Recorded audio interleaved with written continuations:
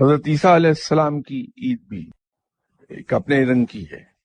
حضرت ابراہیم علیہ السلام کے جانثار 12 ساتھی تھے، وہ ساتھی بھی در حقیقت حضرت عیسیٰ علیہ السلام کی عید کے دن ہی بنے تھے کہ جب ان سے مایوس ہو کے حضرت عیسیٰ علیہ السلام چل دیے، ایک عبادت گاہ کے سامنے سے گزر ہوا، وہاں 12 لوگ موجود تھے۔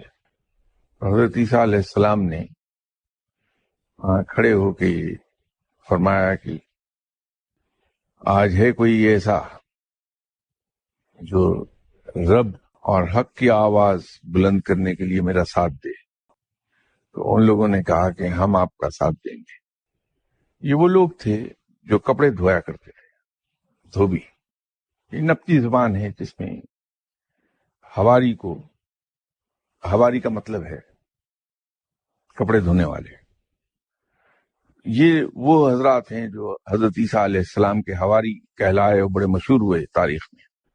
تو ان لوگوں نے اپنا پیشہ ترک کر دیا اور حضرت عیسیٰ علیہ السلام کے ساتھ چل پڑے۔